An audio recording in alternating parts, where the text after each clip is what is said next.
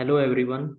इस वीडियो से हम एक नई सीरीज शुरू करने जा रहे हैं जिसके अंदर हम साइंस मास्टर कैडर 2022 के अंदर जो केमिस्ट्री सेक्शन के अंदर क्वेश्चंस पूछे गए थे उनकी डिटेल में डिस्कशन करेंगे। तो आज की वीडियो का जो क्वेश्चन है वो लैंगमेयर अडजॉर्प्शन आइसोथर्म से रिलेटेड है। इसके अंदर ये पूछा गया था कि अगर x/m mass of adsorbate adsorb per unit mass of the adsorbent को रिप्रेजेंट कर रहा हो और p अडजॉर्बेट गैस का प्रेशर हो, ए और बी कांस्टेंट हो, तो इन चार ऑप्शंस में से कौन सा रिलेशन लैंगमेयर अडजॉर्प्शन आइसोथर्म को रिप्रेजेंट कर रहा है। सबसे पहले हमें ये समझना है कि जो अडजॉर्प्शन आइसोथर्म है इसका मीनिंग क्या है। अडजॉर्प्शन आइसोथर्म का मीनिंग ये है कि हम किसी सरफेस पे के ऊपर गैस के अडजॉर्प्शन को स्टडी कर रहे हैं और अडजॉर्प्शन को स्टडी करते टाइम हम टेम्परेचर को कांस्टेंट मेंटेन कर रहे हैं और हम प्लॉट कर रहे हैं अडजॉर्बेट गैस के प्रेशर को एक्सटेंट ऑफ अडजॉर्प्शन के साथ। यहाँ पे x जो है वो सरफेस पे अडजॉर्ब होने वाली गैस की अमाउंट है, जो गैस अडजॉर्ब हो रही है उसकी अमाउंट x है, और m है जो आपका अडजॉर्बेंट है, जिस सरफेस पे गैस अडजॉर्ब हो रही है उसका मास है। तो x/m बेसिकली एक्सटेंट ऑफ अडजॉर्प्शन होगा।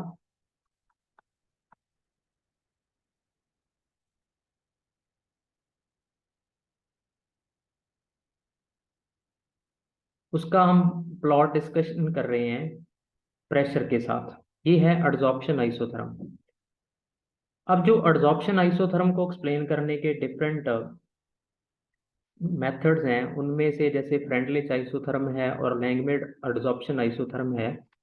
तो लैंगमेयर एडजॉर्प्शन आइसोथर्म में बेसिकली जो सॉलिड सरफेस है जिसके ऊपर गैस एडजॉर्ब हो रही है उसके ऊपर स्पेसिफिक साइट्स बने हुए हैं जिनको हम एडजॉर्प्शन साइट्स बोलेंगे, और इन साइट्स पे आके गैस क्या होगी, एडजॉर्ब होगी। तो अगर किसी भी गैस के मॉलिक्यूल ने एडजॉर्ब होना है तो वो सॉलिड सब्सटेंस के सरफेस पे एडजॉर्प्शन साइट्स पे आके एडजॉर्ब होगा, और उन एडजॉर्प्शन साइट का नंबर क्या है, फिक्स है। दूसरा, हर एक साइट के अंदर सिर्फ एक ही गैसेस मॉलिक्यूल क्या होगा, फिट होगा। It means one site can hold only one gas molecule. तो जो भी गैस का मॉलिक्यूल सॉलिड सरफेस पे एडजॉर्ब होगा वो कभी भी मल्टी मॉलिक्यूलर लेयर नहीं बना पाएगा। मींस जो भी गैस का मॉलिक्यूल सॉलिड सरफेस पे एडजॉर्ब हो रहा है, एडजॉर्ब होने के बाद जो गैसेस मॉलिक्यूल की लेयर बनेगी या ये कह लो मॉलिक्यूल की थिकनेस आएगी, वो यूनिमॉलिक्यूलर लेयर के बराबर आएगी। तो सबसे इंपॉर्टेंट बात ये नोट करनी है कि जो लैंगमेयर एडजॉर्प्शन आइसोथर्म है उसके अकॉर्डिंग जब भी कोई गैस सॉलिड सरफेस पे एडजॉर्ब होगा तो यूनिमॉलिक्यूलर लेयर की फॉर्मेशन होगी। इसके अलावा जो एडजॉर्प्शन है, ठीक है, वो लोकलाइज्ड है। लोकलाइज्ड का मतलब ये है कि जो गैस के मॉलिक्यूल हैं वो सिर्फ सॉलिड सरफेस के ऊपर वेकेंट साइट्स पे ही जाके एडजॉर्ब होंगे, मींस उन्हीं के साथ क्या करेंगे, कोलाइड करेंगे। जैसे जैसे हम एडजॉर्बेट गैस के प्रेशर को इंक्रीज करते जाएंगे वैसे वैसे एडजॉर्प्शन साइट्स पे गैस के मॉलिक्यूल के एडजॉर्ब होने का नंबर बढ़ता जाएगा। बट ये तभी तक होगा जब तक आपके सरफेस के ऊपर यहाँ पे वेकेंट साइट्स प्रेजेंट है। अगर सारा सरफेस ऑक्यूपाई हो गया, मींस जो एक्टिव साइट्स हैं जिन पे एडजॉर्प्शन हो गया वो खत्म होगी, मींस सरफेस पूरा कवर अप हो गया, तब आप जितना मर्जी प्रेशर बढ़ाते रहो गैस के एडजॉर्ब होने के रेट में कोई इंक्रीज नहीं आएगा। तो तीसरा इंपॉर्टेंट पॉइंट हमने ये नोट करना है कि जो गैस मॉलिक्यूल हैं वो वेकेंट सॉलिड सरफेस पे जाके कोलाइड करके वहां पे एडजॉर्ब होंगे, और जो एडजॉर्ब होने की मैग्नीट्यूड होगी वो प्रेशर बढ़ाने के साथ बढ़ती जाएगी, बट तब तक ही बढ़ेगी जब तक सारा सरफेस है हमारा वो यूनिमॉलिक्यूलर लेयर से कवर नहीं हो जाता। जब वो कवर हो गया तो उसके बाद प्रेशर के बढ़ने से गैस के एड्सॉर्प्शन में कोई चेंज नहीं आएगा। अब इसके अलावा जो गैसेस मॉलिक्यूल एड्सॉर्ब होंगे सरफेस के ऊपर तो एक साइड पे जो मॉलिक्यूल एडजॉर्ब हो गया वो दूसरी साइड पे एडजॉर्ब होने वाले मॉलिक्यूल के साथ कोई इंटरेक्शन नहीं करेगा। मींस जो आपके मॉलिक्यूल सरफेस पे एडजॉर्ब हो रहे हैं वो आइडल बिहेव करेंगे। ये एक इम्पॉर्टेंट पॉइंट है लैंगमेयर एडजॉर्प्शन आइसोथर्म का। एक और इम्पॉर्टेंट बात है यहाँ पे कि जब भी कोई भी गैसेस मॉलिक्यूल सॉलिड सरफेस पे एडजॉर्ब होता है तो हमें पता है कि सरफेस के ऊपर जो रेजिड्यूल फोर्सेस होते हैं वो रेजिड्यूल फोर्सेस बैलेंस होते हैं, और रेजिड्यूल फोर्सेस के बैलेंस होने से वहां से हीट रिलीज होती है जिसे हम एंथैल्पी ऑफ एडजॉर्प्शन कहते हैं। तो लैंगमेयर एडजॉर्प्शन के अकॉर्डिंग जो यहाँ से हीट रिलीज होगी वो सभी साइड्स के लिए सेम अमाउंट में रिलीज होगी, और उस हीट का प्रेशर के साथ या फ्रैक्शन ऑफ एडजॉर्बेंट सरफेस के साथ कोई भी लिंक नहीं होगा। मींस हर एक साइड से जो हीट प्रोड्यूस होगी उसकी अमाउंट क्या होगी, सेम होगी। तो ये कुछ इंपॉर्टेंट पॉइंट है। इसके अलावा जो भी गैस के सरफेस पे आके मॉलिक्यूल एडजॉर्ब होंगे तो एडजॉर्ब होने वाले मॉलिक्यूल्स एक डायनामिक इक्विलिब्रियम एस्टेब्लिश करेंगे। डायनामिक इक्विलिब्रियम का मतलब ये है कि जो आपका सिस्टम जिस सरफेस पे गैस एडजॉर्ब हो रही है तो वो रेट ऑफ एडजॉर्प्शन और रेट ऑफ डीजॉर्प्शन, मीन सरफेस पे मॉलिक्यूल जो आके एडजॉर्ब हो रहे हैं और जो एडजॉर्ब होने के बाद सरफेस को छोड़ के जाएंगे, उनके बीच एक डायनामिक इक्विलिब्रियम एस्टेब्लिश होगा। तो लेट हम इस चीज को अब आगे डेरिवेशन के थ्रू थोड़ा डिस्कस करेंगे, मैथमेटिकल रिलेशन के थ्रू, जिससे हम जो क्वेश्चन का आंसर है उस तक पहुंच पाए। सबसे पहले हमने ये बात कही है कि जो सरफेस है, सरफेस के ऊपर एक्टिव साइट्स हैं हमारे, उन एक्टिव साइट्स के ऊपर ही एडजॉर्प्शन होना है। अब कोई भी गैस का मॉलिक्यूल जब इस सरफेस को आके ऑक्यूपाई करेगा तो उसके एडजॉर्प्शन होने का रेट या एडजॉर्ब होने का रेट इस बात पे निर्भर करेगा कि पहले तो जो एडजॉर्बेट गैस है उसका प्रेशर कितना है। जितना एडजॉर्बेट गैस का प्रेशर ज्यादा होगा उतना ही number of molecule per unit volume में ज्यादा होंगे, और उतना ही एडजॉर्ब होने का रेट भी क्या होगा, ज्यादा होगा। नंबर 2 पॉइंट इस बात पे भी डिपेंड करेगा कि इस सरफेस के ऊपर कितनी वेकेंट साइट्स हैं, क्योंकि जैसे जैसे नंबर ऑफ मॉलिक्यूल इस सरफेस को ऑक्यूपाई करते जाएंगे तो वैसे वैसे नंबर ऑफ वेकेंट साइट या एम्प्टी साइट कम होते जाएंगे, तो उससे रेट ऑफ एडजॉर्प्शन में बाद में कमी आती जाएगी। तो अगर हम ये मान लें कि किस इस पूरे सरफेस में से theta number of sites cover हो चुकी हैं गैसेस मॉलिक्यूल द्वारा सॉलिड सरफेस पे, तो जो इस सरफेस पे गैसेस मॉलिक्यूल के एडजॉर्ब होने का रेट होगा, रेट ऑफ एडजॉर्प्शन होगा, वो पहला पॉइंट तो ये है कि डायरेक्टली प्रोपोर्शनल होगा नंबर ऑफ वेकेंट साइट के। तो अगर थीटा साइट्स कवर होगी तो इसका मतलब जो वेकेंट साइट हमारे पास बचेंगी वो 1 - थीटा होंगी।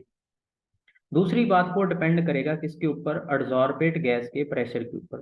तो अगर हम इन दोनों बातों को कंबाइन कर दें तो हमारा जो रिलेशन बनेगा रेट ऑफ एडजॉर्प्शन का वो डायरेक्टली बनेगा 1 - थीटा और प्रेशर के। और डायरेक्टली के साइन को हटा के हम यहाँ पे कांस्टेंट पुट कर सकते हैं। तो लेट हम वो कांस्टेंट लेते हैं K1 × 1 - थीटा × P। तो ये हमारा रेट ऑफ एडजॉर्प्शन होगा। जो K1 कांस्टेंट हमने लिया है ये गैस के नेचर पे डिपेंड करेगा। अब दूसरी बात, हमने कहा है कि वहां पे डायनामिक इक्विलिब्रियम एस्टेब्लिश होगा।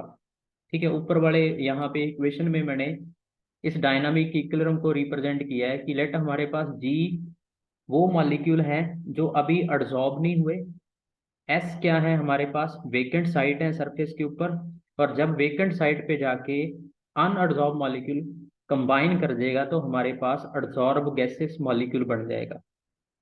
तो यहाँ पे एक तो एडजॉर्प्शन होएगा, एक होगा डीजॉर्प्शन, मीन सरफेस से मॉलिक्यूल हटेंगे। तो जो रेट ऑफ डीजॉर्प्शन है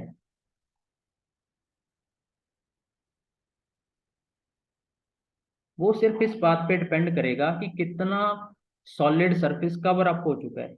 तो जो सॉलिड सरफेस कवर अप हो चुका है वो हो चुका है थीटा, टोटल साइड्स का थीटा फ्रैक्शन कवर अप हो चुका है। इसका मतलब रेट ऑफ डीअब्जॉर्प्शन डायरेक्टली प्रोपोर्शनल होगा किसके, थीटा के। डायरेक्टली के साइन को हम हटा के कांस्टेंट लगाएंगे K2, तो ये आ जाएगा K2 इंटू थीटा। अब जब इक्विलिब्रियम एस्टेब्लिश होगा तो जो रेट ऑफ एडजॉर्प्शन है या कंडेंसेशन कह लो आप, और जो रेट ऑफ डीजॉर्प्शन है या एवेपोरेशन है, वो दोनों इक्वल होंगे। तो हम यहाँ से कह सकते हैं कि जो हमारा रेट ऑफ एडजॉर्प्शन है that is K1 into 1 - theta into P, that is equal to K2 into theta. ये डायनामिक इक्विलिब्रियम के टाइम हमारे पास रिलेशन होगा। मीन्स रेट ऑफ एडजॉर्प्शन और रेट ऑफ डिसॉर्प्शन क्या होंगे, इक्वल होंगे। अब अगर हम इस इक्वेशन को थोड़ा अरेंज कर लें, रीअरेंज कर लें, तो हमारे पास जो थीटा की वैल्यू आएगी वो आएगी K1 into P divide by K2 plus K1 into P. और अगर हम इस पूरी इक्वेशन को K2 से डिवाइड कर दें तो ऊपर वाली टर्म में हमारे पास आ जाएगा K1 divide by K2 into P, नीचे आ जाएगा 1 plus K1 by K2 into P. हम इस टर्म को एक और नया कांस्टेंट पुट कर देते हैं B, तो हमारे पास ये रिलेशन बन जाएगा B into P divide by 1 plus B into P.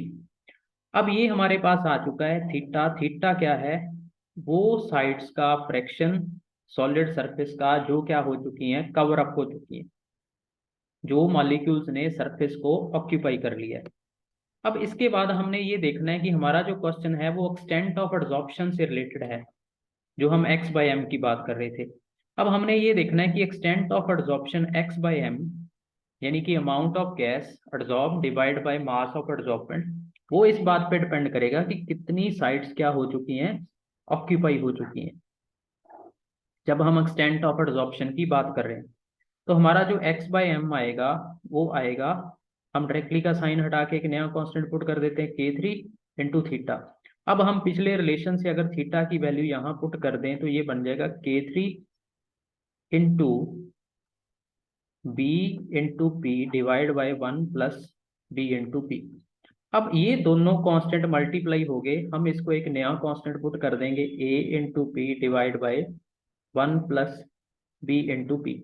अब जो A और B यहाँ पे कांस्टेंट है, ये दोनों के दोनों कंडीशंस पे डिपेंड करेंगे और गैस के नेचर पे डिपेंड करेंगे। अब जो हमारे पास एक्सटेंट ऑफ एडजॉर्प्शन के लिए इक्वेशन बन रही है वो ये बन रही है कि x बाई एम होगा वो A into P divide by 1 plus B into P होगा। तो अगर हम दिए गए ऑप्शंस के साथ इसको कंपेयर करें अब,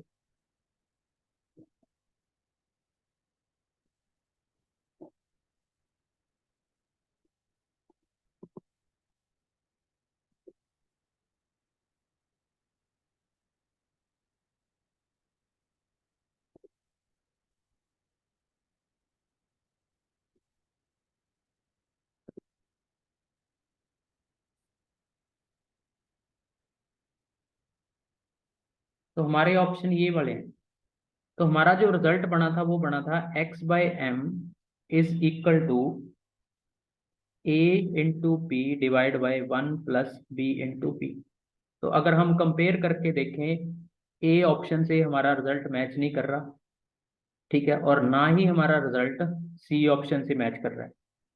अगर हम इस रिजल्ट को अब रेसिप्रोकल लेके सॉल्व करें, 1 by X by M will be equal to, ये बन जाएगा 1 plus B into P divide by A into P. ये वाली टर्म पलट जाएगी। तो हमारे पास अगर हम इस टर्म को रीअरेंज कर लें तो ये बन जाएगा 1 by A into P plus pressure और प्रेशर कट जाएंगे दूसरी टर्म में, ये रह जाएगा हमारे पास b into P divide by A into P. तो ये कट गया फैक्टर, हमारे पास 1 बाई एक्स बाई एम की वैल्यू जो हमारे पास आ रही है वो आ रही है a 1 by A into P plus B by A. तो ये बी ऑप्शन से हमारा रिजल्ट मैच कर रहा है, ठीक है। तो इन चार ऑप्शन में से हमारा जो करेक्ट आंसर है दैट इज ऑप्शन बी। तो ये आज हमने फर्स्ट क्वेश्चन इससे रिलेटेड डिस्कस किया है। नेक्स्ट वीडियो में हम नेक्स्ट क्वेश्चन को डिस्कस करेंगे।